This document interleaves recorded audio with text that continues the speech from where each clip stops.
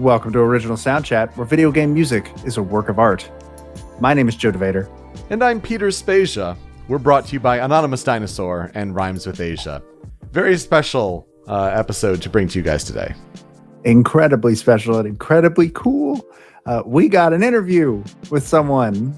So we're looking to see if we can talk to a composer from the world of video games at least once per month. We'll try to start there, see how it goes along.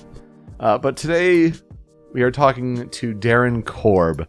Darren Korb from Supergiant Games, behind Bastion, which you know our previous episode of Original Soundchat from. Also worked on Transistor, Pyre, currently working on Hades. Really excited to talk to him. It went really well. I'm very excited for you to hear it. And honestly, we should just go ahead and jump right into it. So here's our interview with Darren Korb. Everyone, please welcome Mr. Darren Korb. He is the composer over at Supergiant, has worked on games like Bastion, Transistor, Pyre, and their current project, Hades. Welcome to the show. Thank you for having me. So let's just jump right into it. So the point of our show is we look into the origins of our favorite game composers, at least what we can find. So I guess the best question to start with would be, where are you from and how did you end up in the career that you are currently in now? Yeah, I grew up in San Jose, California, and I had a group of buddies that I grew up with who sort of later in life, one of them went on to co-found Supergiant Games. And that's sort of how I got involved with Supergiant. I was interested in music from a really young age, and I started performing in musicals and singing and stuff when I was like maybe 5 years old. And then just kind of kept doing that for a long time, took up guitar around 11 or so and became really interested in songwriting and playing in bands. And I did that for a long time. And in high school, at some point, I discovered recording and that I really loved the recording process.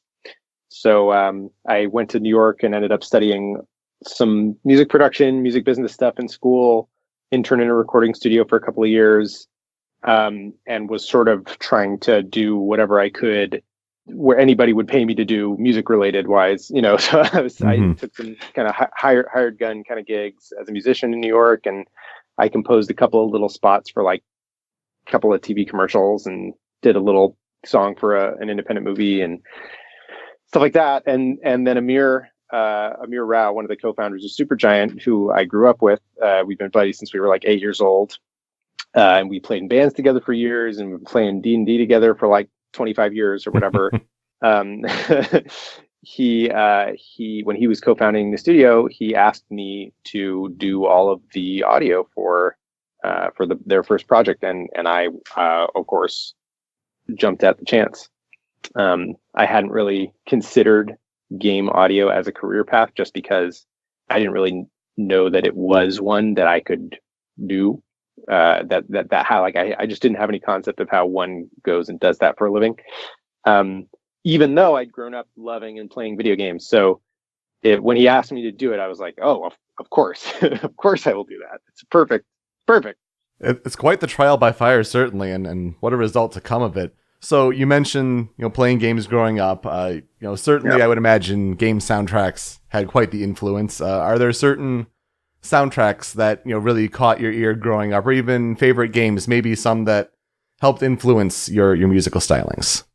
Yeah, I mean, I can think of a few soundtracks offhand that really were interesting to me growing up. I remember one of the first video game soundtracks I heard, and I was like, "Whoa, this is interesting and weird." Was Marble Madness for the NES. Oh, yeah. I was like, what is this? So cool. And so that soundtrack I loved, just for like, it's so weird. And it's one of those soundtracks where, if you listen to the sort of original version of that music, which is like for the arcade version of the game, it's like the same composition, but with like kind of fake orchestral sounds, like bad kind of FM synth, orchestral stuff, and it sounds pretty cheesy and not that interesting. But then if you listen to the Nintendo version of it, it sounds rad because of the crazy Nintendo synth equivalent that they tried to recreate it, but with like the Nintendo synth, and it sounds great. So So that really caught my ear growing up. And then there's the original Dungeon Keeper. Oh yeah. Had a soundtrack that I love, and it was so weird because it was kind of like part sound design, ambience, part like weird industrial, just messed up torture music. I don't know. It was super weird. For some reason, all that comes to mind when you describe that is Silent Hill. Yeah, I mean, that game has a pretty tongue-in-cheek tone, and so it's not just creepy. It's like fun and creepy, and also like badass. It makes you feel kind of like a badass. So that music is really, I thought was like really successfully delivered and reinforced the tone of that game, which I loved to pieces. That game was super cool. And Fallout 2 is a game I just like played a billion times, and the score just kind of got baked into my brain for that game. And I think that's another one where it like really helps sell the tone and setting of the game, and really reinforces that super well. So yeah, I'd say those are some ones that were pretty influential on me growing up, for sure. Those are some games we're going to have to look into, because I don't think we've done any of those three. Marble Madness, now, you really have me interested in looking into that one. Oh yeah. And it's got to be the NES version. The Sega version and the arcade version don't sound good. Noted. Good to know. Yeah. So, in terms of when you're actually working on music for a game, one of the things I found the most interesting while looking into composers is the different processes they all have for, this is how I figure out how to write a song for a specific area or sequence. So what, could you walk us through what yours would be normally? Yeah, for me, I think my guiding principle for whenever I'm starting on a piece is just what's this tonal objective for the piece. So I'm just pointing at the sort of general emotional place initially, and that'll dictate a lot of the early choices I make, like what tempo should this be, what should the sort of feel of it be in terms of the rhythm, like how should it be bouncy, should it be should there be a hitch in it, should there be a swing, so what should that kind of stuff, kind of nailing down what's the vibe of this going to be, if that makes any sense.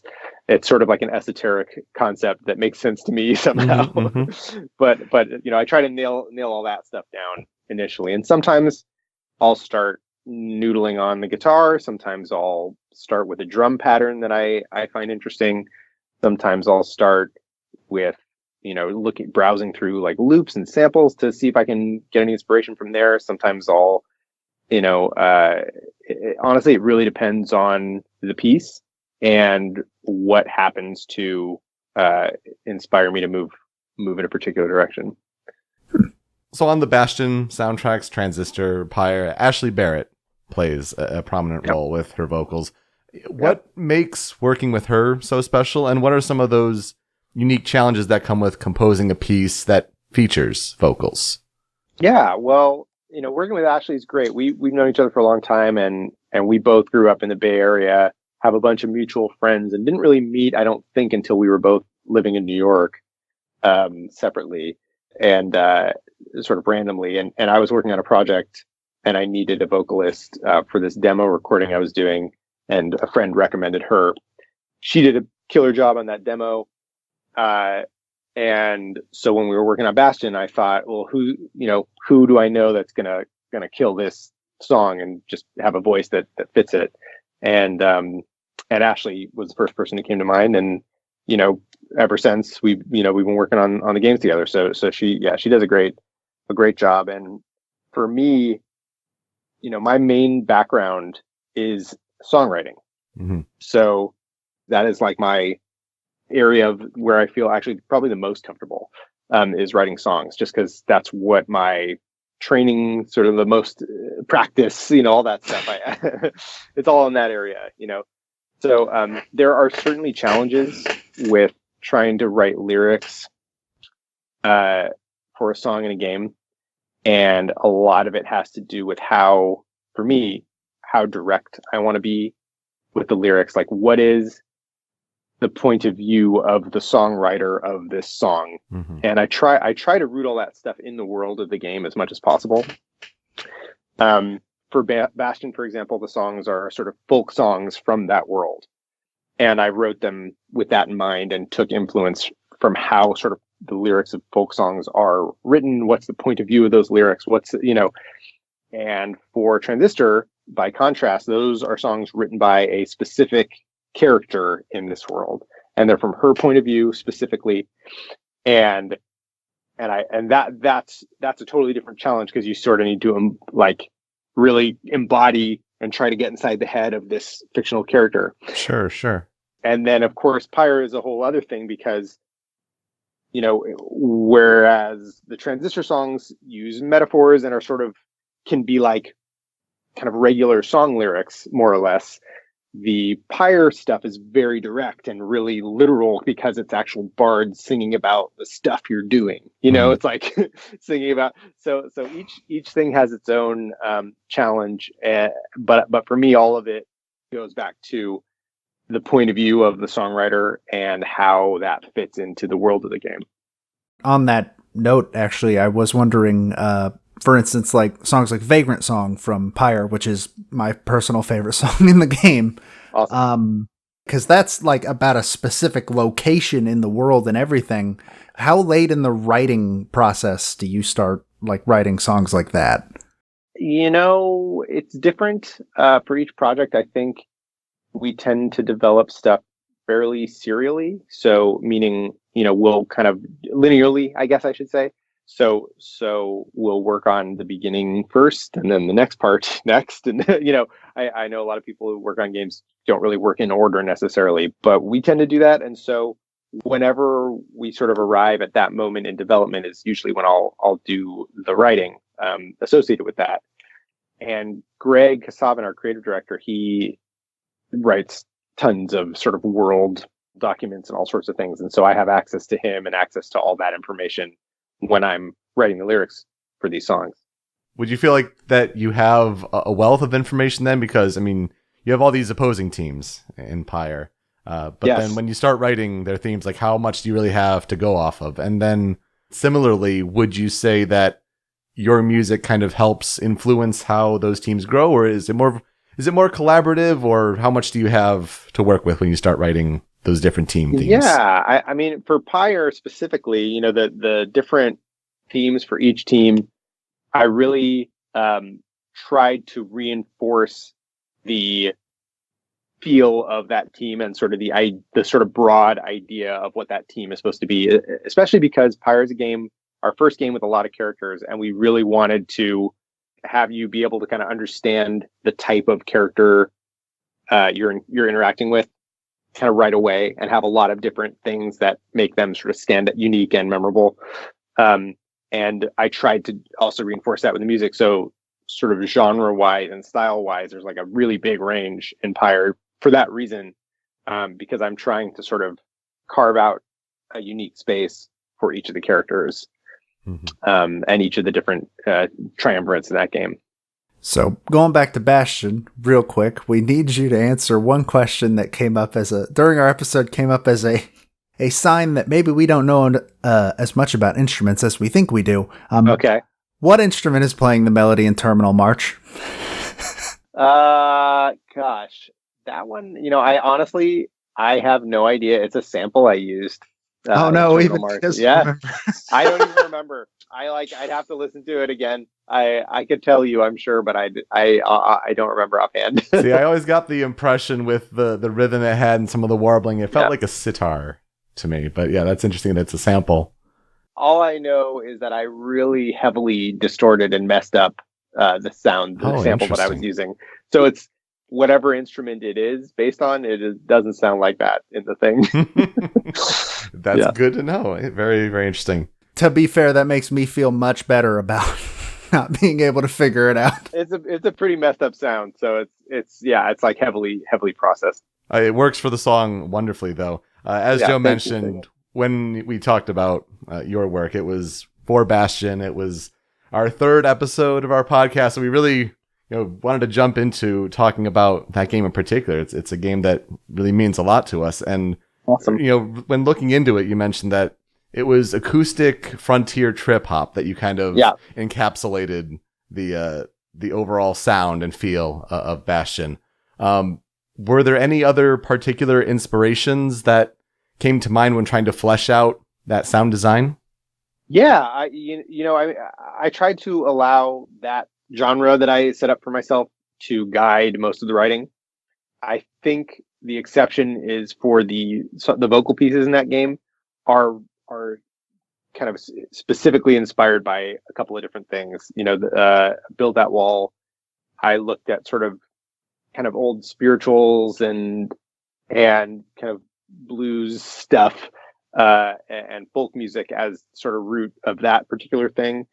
And Mother I'm Here is more of like a funeral song, so I'm sort of looking at kind of folk music in those particular veins for those pieces. But for all the instrumental pieces, I tried to stick within that genre I'd set up for myself. Okay. I have a question that's slightly jokey, but not really. So Logan Cunningham also does a lot of work with the games over at Supergiant. Obviously, he's the voice of Rux, specifically in Bastion. He's the announcer in Pyre, correct? I'm not wrong about that. Absolutely, he's so good in that part. I love that. I love that role. How hard was it to convince him to sing a song as Rux? Not hard. It's basically I sold it as all you have to do is basically just kind of do a Tom Waits. I wrote him a Tom Waits song to sing, essentially. Was my goal. I knew he was a big Tom Waits fan, actually, so it wasn't that hard, because I was just like, here, just do this song like Tom Waits, but with like more of a kind of a Western accent, Mm-hmm. and he's just like, yeah, of course. So, yeah. It pays off. That song is great. Thank you. Yeah, that's a fun one to do. Now, I know it's like picking a favorite child, right? But do you have a particular favorite song of yours from the Bastion soundtrack? I think Setting Sail Coming Home probably is the one I'll say, just because it was the one that took me the longest time to execute, from sort of the idea of having the sort of two different songs come together at the end until I was actually able to execute it. I wasn't certain how I would do it or that I would be able to do it. So when I finally did it and it came together in a way I was satisfied with, that was really a big relief. So I think that one has like it has a finality to it. I think I did that, probably it was like one of the very last things I did on the game. So I think it has a little bit of a finality to it for me as well. Interesting. Totally agree. It's one of the best duets I've ever heard. And if I'm gonna gush, like it's top 10 end credit video game track all time. Like, I love it. Thank you very much. So moving on to the next game from Supergiant's library, which I just had the realization a couple of days ago that all of that was in this decade. So like when having the conversation of game of the decade, which is going to start happening soon, your guys' entire library is in that span. This is true. So Transistor's aesthetic is like the polar opposite of Bastion in a lot of ways. And so was this kind of a difficult transition for you, or was this more like a refreshing sort of change of pace? I think a lot of us on team on Transistor were really wary of the sort of sophomore slump idea, the curse of the sort of sophomore effort. You have your whole life to make your first album and a year to make your second, that whole thing. And so we certainly felt a little bit of that pressure. We sort of had internal pressure just on ourselves. We didn't want the game to be so different that it would alienate the people who enjoyed Bastion and would maybe want to follow us to another world. And we didn't want to make it so similar as to be like, well, this is just a reskinned Bastion, etc. We had a lot of sort of self-doubt and stuff we had to work through on that project. But I think a lot of the stuff we did on Bastion was because it was close enough to our comfort zone, or at least for me, it was close enough to my, like, what I knew I could execute, that it didn't feel strenuous to do, at least for me creatively. Transistor was like, I really tried to stretch myself, I think, creatively for that project, and I think going into it, my approach to writing the music for that was sort of, I had to like shake myself out of my Bastion mode, because the first couple of things I tried ended up sounding like they're like still sounded like Bastion more or less, you know. So I was like, no, I really need to like create a new identity for the music for this game, and find a new hook. And it took me a really long time. I mean, I think Transistor, of all the games, might have had the longest pre-production period. We really like spent quite a long time finding the specific tone of all the aesthetic elements of that game. And so yes, that's a long rambling answer, but in some ways, yes, it was refreshing because it was different from Bastion, but in a lot of ways it was like a lot more challenging creatively, because we were trying to do something like really, really specific. And I think the more specific you go, sometimes it can be more challenging to execute that, just because the more specific it is, the better it has to be executed, you know? So anyway, that was a unique challenge on that game as well, I think. And honestly, I think it really like works out for you guys, because one of the things I really respect about the work you all do over at Supergiant is that all of your games are so varied. None of them just feel like you were saying it kind of sounds like the approach to Transistor was, we don't want to make Bastion 2, but we don't want to go make a platformer. Yeah, definitely. Yeah, we wanted it to feel like the same individuals made that game that made Bastion, you know, but we wanted it to feel like its own thing for sure. Now, you included more vocals in the soundtrack for Transistor, Yep. Of course, meant working with Ashley Moore. Yep. But going back to Bastion just slightly, I mean, you mentioned the thoughts behind Build That Wall, Mother, I'm Here. Mm-hmm. But whether it was the fan reception or the critical and award reception, like, did that surprise you at all? And did that have any influence in having more vocals in Transistor's soundtrack? I mean, it really surprised me, first of all, because I certainly had no expectation that the response would be what it was to the music for Bastion, or to the game in general. I mean, we were all, you know, we thought we had something cool, but, you know, I've worked on a bunch of stuff I thought was cool before that, and nobody, you know, nobody else thought it was that cool. So I think for me, the motivation to want to write more songs in Transistor mostly was because of the fiction of the game, and that the main character was a singer who had lost her voice, and so was a musician. And so it was really important to me to incorporate music more deeply and weave it into that game more throughout than the sort of couple of set pieces we had in Bastion. So for me, I think that was a big consideration, you know, and an ambition that I had on that game was to really try and integrate more music, or more vocal pieces as to the best of my ability. And did a desire to work with Ashley Moore, did that influence the idea to make Red a singer in universe, or was that just purely coincidental? Well, you know, yeah, I mean, my work with Ashley on Bastion went great, and you know, I was excited to work with her again on Transistor as well, for sure. So I don't know that it directly was in deciding to make a bunch of songs. I don't know that was a direct influence, but it certainly I was certainly glad to work with Ashley again. So unfortunately, neither of us have played Hades. Okay. Unfortunately, yet. Give it time. For me, it's just a time and a money issue at the moment, which should hopefully be cleared up soon. But to clarify for those listening, it's your current project that you're working on with Supergiant. Yep. Yes. Yeah. Early access right now. So. But I have gone and listened to the tracks that you have put on Spotify. Thank you for that, by the way. Absolutely. Yeah. And first off, where have you been hiding that falsetto as Orpheus? And how is it so good?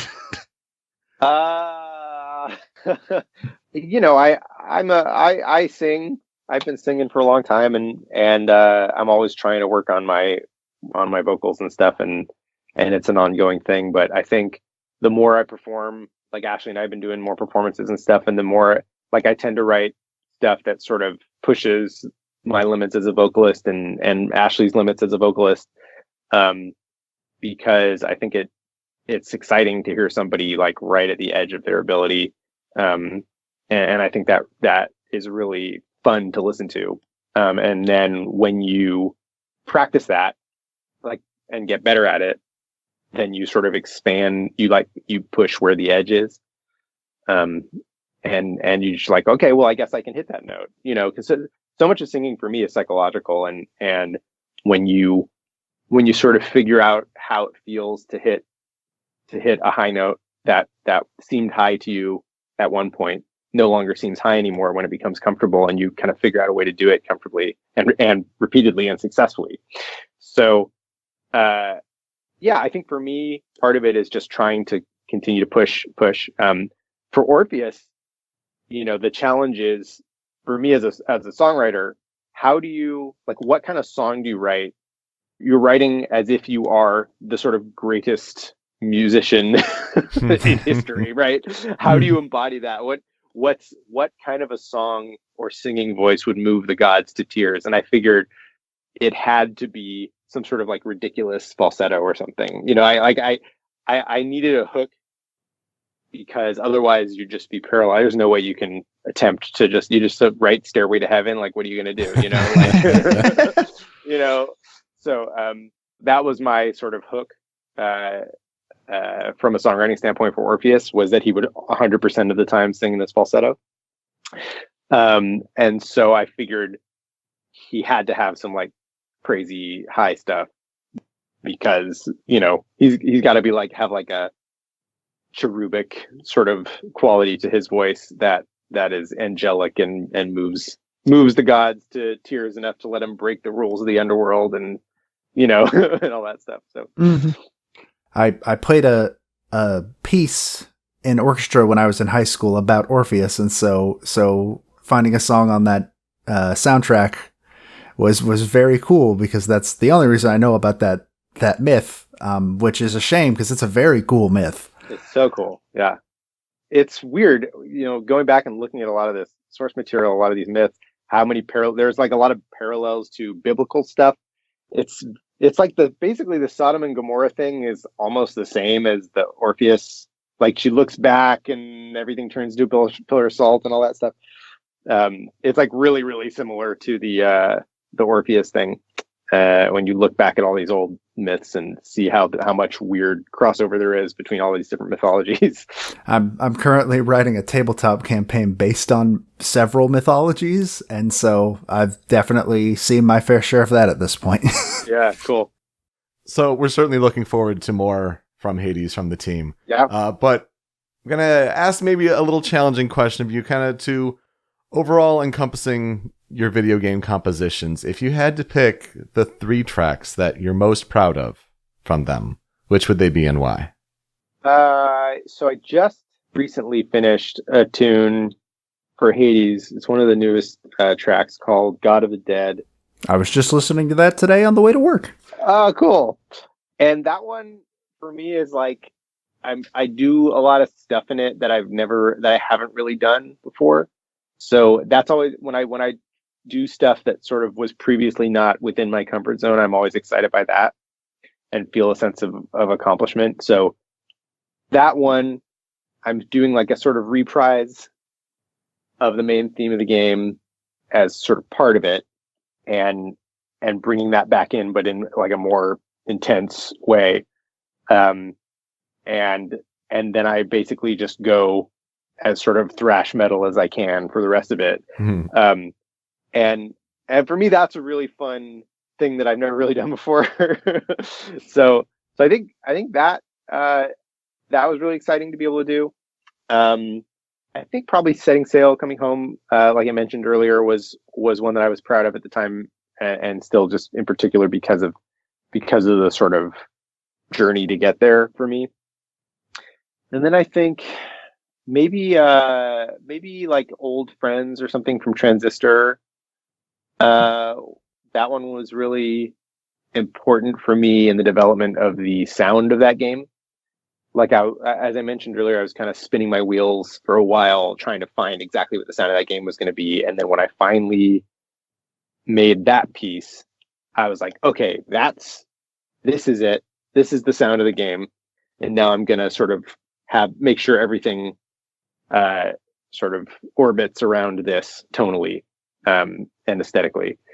So that was really that was like I felt like a little bit of a mini triumph for me working on that game when I finally did it and uncovered that feeling.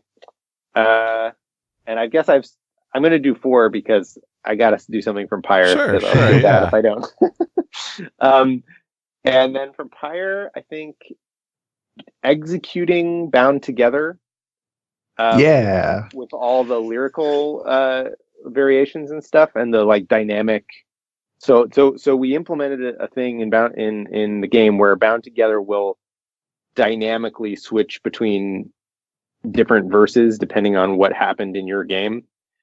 Like if you ascend particular characters or not, it will give you like different outcomes. It'll sing about different stuff that happened to them.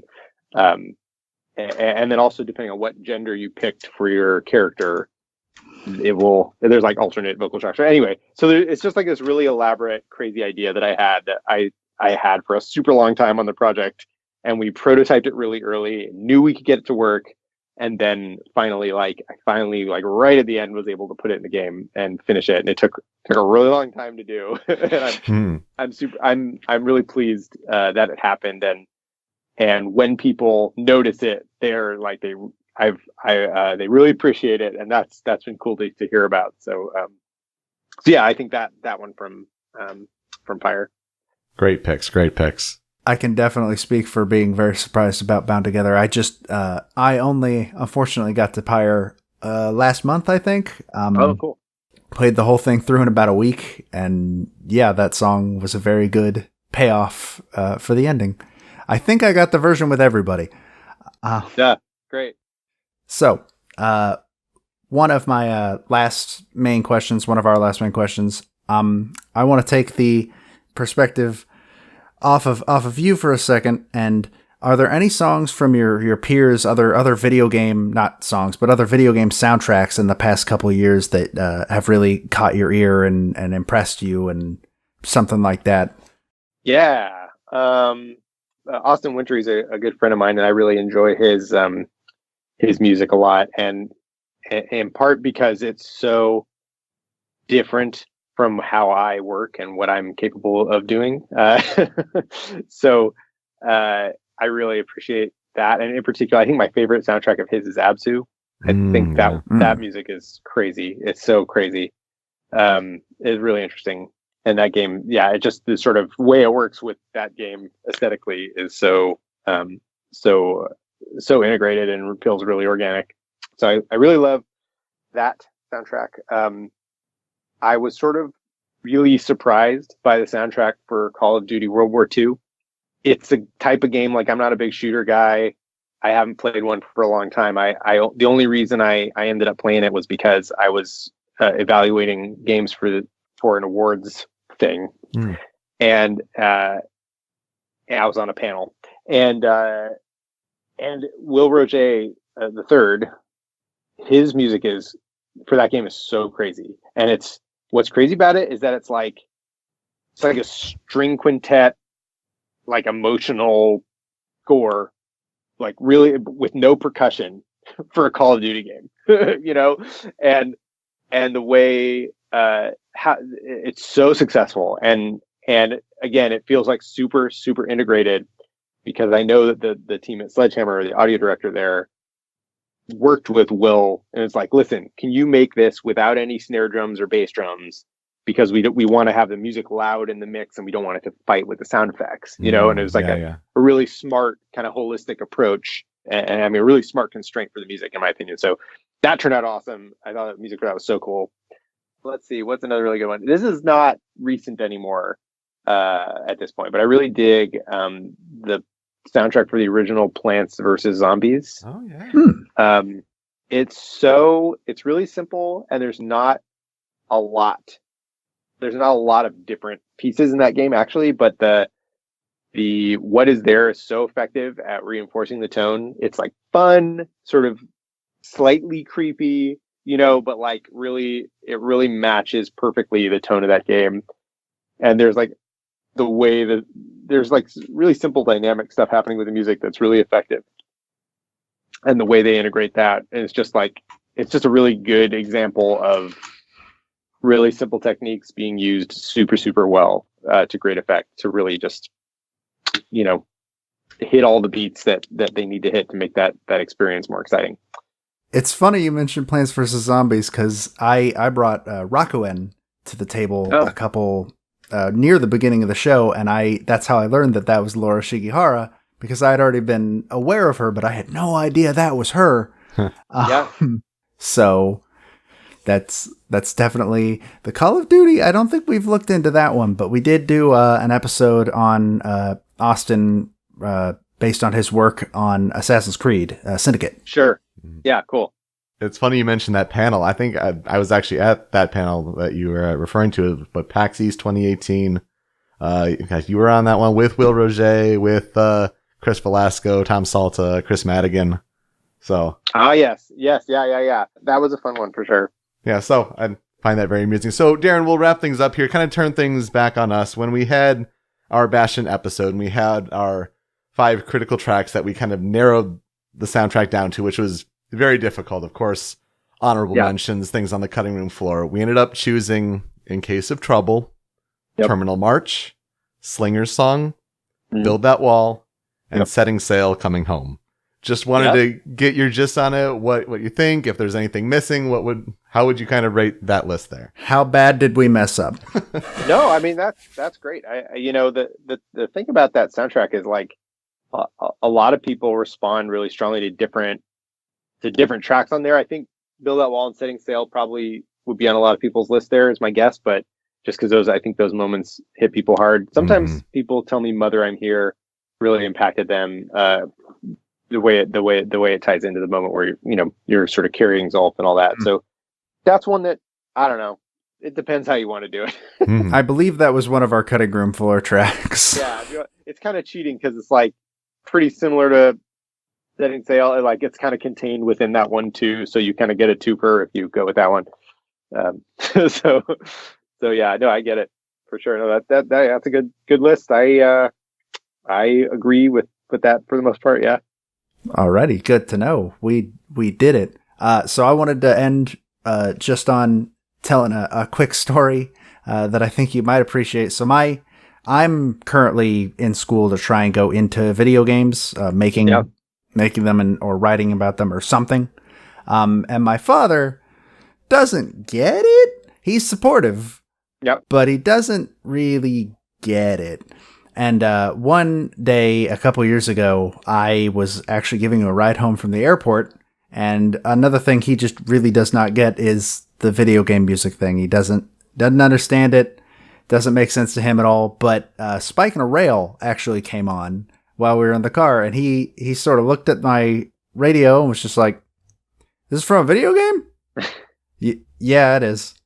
Huh. It's pretty good. So nice. You even got my dad, who doesn't get it. Well, that's awesome to hear. That's very cool. Parents not getting it, I totally understand. I played lots of video games growing up, and and I think my parents, it was pretty clear they felt I was wasting my time. Yeah, my mother did not enjoy me playing games at all until I got about college age, and then realized I'm not going to be able to stop him. It's too late. Yeah.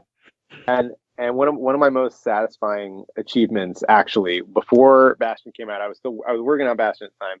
I won the 2010 National Rock Band Championship. Oh yeah.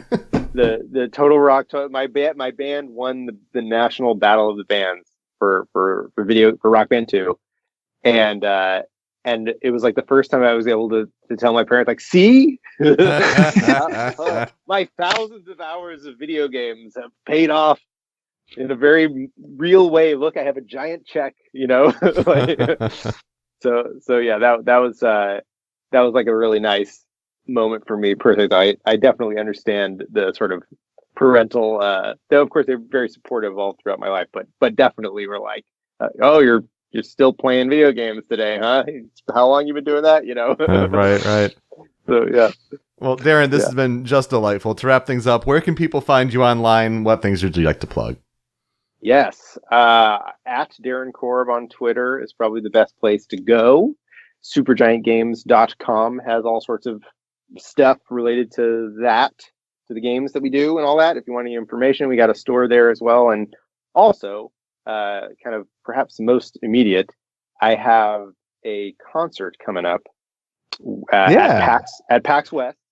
It's going to be me, Ashley Barrett, with a chamber orchestra conducted by Austin Wintory. Which is the best thing I've ever heard, and I'm so mad I'm not going to PAX. And it's going to be on August 31st, and it's going to be at the Paramount Theater, and we're just like super thrilled to be doing it. It's in celebration of the 10-year anniversary of Supergiant Games as a studio. Wow. So yeah, it'll be a big fun time. That is the thing I would like to plug. Well, thank you very much for being on the show. This is we could not have asked for a better first person to reach out. Yeah, it's my pleasure being here. Thanks for having me. So that was it. That was the interview. All right. Yeah, that was excellent. It was a lot of fun. Looking forward to delivering more of these to you throughout the months and however we can arrange them. It's certainly good to get the composers, experience and words out there instead of us scouring the internet for whatever out there. So that will do it for this installment of Original Soundchat. You can find me on Twitter at Pete Speakeasy. Joe is over at The Dobaga. You can check out the video version of the regular episodes over on the Rhymes with Asia YouTube channel, also at rhymeswithasia.com. But it's that MP3 podcast version you want. That's over on Anonymous Dinosaur at anondino.squarespace.com. Joe, any final thoughts? I still can't believe we got to do that. It was super cool. So, and it's all because of you guys, your continued support really helps us branch out and try to do more things. We got something else coming in the future on these bonus takes, these bonus tracks, if you will, for Original Soundchat. So find us on social media at SoundchatOST for more if you have any ideas of what you'd like us to do in the future.